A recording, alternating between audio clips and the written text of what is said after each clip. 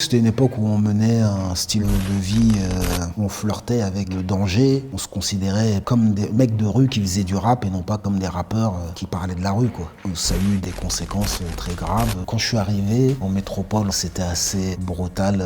Ma mère était là avant moi. Elle était hébergée chez des amis haïtiens. On n'avait pas notre propre chez nous. Et après, elle a dû louer une pièce dans un pavillon qui appartenait à une vieille dame. Cette pièce, c'était une chambre, quoi, de 30 mètres carrés. Et à un moment, on s'est retrouvé à 5 dans cette chambre, dans des conditions assez insalubres, parce que la vieille dame, elle avait beaucoup de chats. Il a fallu qu'un médecin intervienne quand ma petite sœur est arrivée, parce qu'il trouvait que les conditions étaient dangereuses pour ma petite sœur, pour qu'on puisse avoir un HLM, cité Calmette, qui était une cité chaude, mais pour nous, quand on est arrivé là et qu'on avait chacun notre chambre, c'était le luxe. C'était une cité dans laquelle il y avait la drogue dure, l'héroïne, mais qui était déjà, c'était un peu la fin de l'héroïne. Les gens étaient au courant que l'héroïne c'était dangereux, faisait la chasse aux dealers et malheureusement même la chasse aux toxicomanes qui étaient maltraités. Et donc c'était un peu la fin de cette période-là. Mais moi quand je suis arrivé, je connaissais pas grand monde. Et donc moi j'ai dû m'intégrer à la cité avant de m'intégrer au reste de la France. Et le moyen par lequel je me suis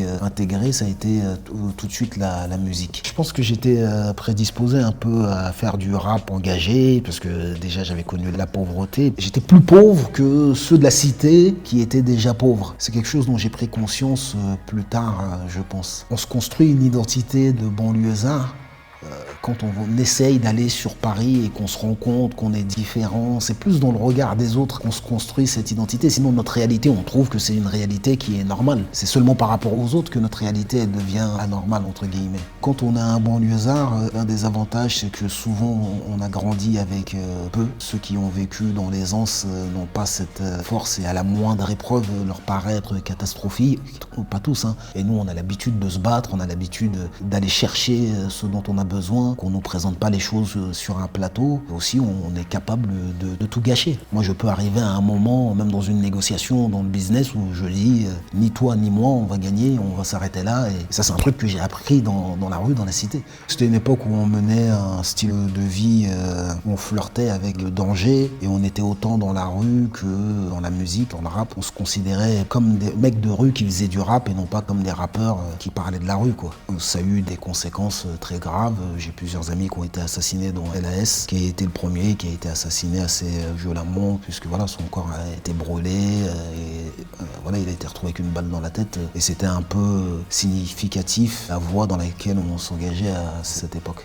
Cette mort, elle a eu un impact sur moi dans le sens où moi, avant que ça arrive, j'étais déjà dans un déchirement et je savais qu'on prenait une mauvaise voie. Et seulement, j'avais pas la force d'aller à contre-courant. J'avais pas la force de contredire le groupe et cette force pour contredire le groupe et la masse et la foule, je l'ai eu après ma conversion à l'islam. Ça m'a donné la capacité, la force de dire non, quoi. Quand tout le monde a un certain style de vie et se lever et dire non, ben moi je vais pas faire comme vous, je vais faire autre chose, ça demande beaucoup de courage, hein. C'est plus simple de suivre le groupe, hein.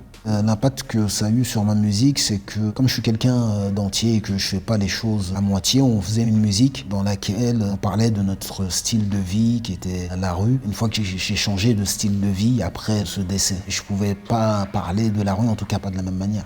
Au début, c'est sûr que j'étais plus virulent dans la forme déjà. Par exemple, avant, je m'interdisais pas les gros mots, chose que je ne fais plus depuis au moins 10 ans dans mes disques. Après, quand on a écrit plus de 100 textes, j'ai dû dire des conneries à certains moments. Après, quand je suis revenu dans le rap en 2001, après avoir arrêté près de 2 ans, mon but c'était vraiment d'essayer de prévenir les gens, comme je l'ai dit dans la chanson Deux issues, que la rue n'offrait que 2 issues, la mort ou la prison. Donc j'étais vraiment dans une démarche de prévention plus qu'artistique. Moi, j'ai aucun doute que ma musique a permis de faire évoluer des mentalités, parce que j'ai des témoignages tous les jours. Mais vraiment tous les jours. Il n'y a presque pas un jour sans que quelqu'un ne me dise ta musique m'a aidé à telle et telle période de ma vie. Je peux avoir des moments où je me dis peut-être que je pourrais faire autre chose qui serait encore plus utile aux gens. Il y a toujours quelqu'un qui vient me rappeler qu'il faut continuer, quoi. C'est très différent de faire avancer les mentalités de ceux qui m'écoutent et qui sont sensibles à ce que je dis que de faire avancer les mentalités de ceux qui nous dirigent. Là, je me positionne pas simplement en tant que banlieusard, en tant qu'être humain tout simplement. Je pense que les gens qui nous dirigent n'ont pas pour ambition de faire que nos vies soient meilleures. Je pense la modernité a des avantages mais beaucoup d'inconvénients. Depuis quelques années, la parole raciste s'est complètement décomplexée en France par le biais de gens comme Zemmour, bien sûr. Aussi, toute la classe politique a suivi ce mouvement. Mais là où le peuple français m'étonne, où je trouve quand même que c'est un peuple qui sort quand même du lot, c'est que malgré qu'on a essayé de monter une partie des Français contre une autre, et ça n'a pas marché. Le premier souci des gens, c'est de boucler leur fin de mois, c'est la justice sociale, c'est ça leur premier souci. Ceux qui nous dirigent jouent sur les peurs des gens pour les amener à ce racisme, mais ils ne cèdent pas tous. Et encore, on voit encore des belles choses. Je pense à un homme que j'ai vu prendre les bagages d'une femme voilée dans le train, porter ses bagages pour l'aider à sortir du train, alors que c'était une femme d'origine maghrébine, voilée. Donc leur tentative de pousser les gens les uns contre les autres, ça marche pas avec tout le monde. Et ça, je pense que ça a dû faire mal à ceux qui souhaitaient le choc des civilisations. Et ça, quand même, pour ça, chapeau au peuple français.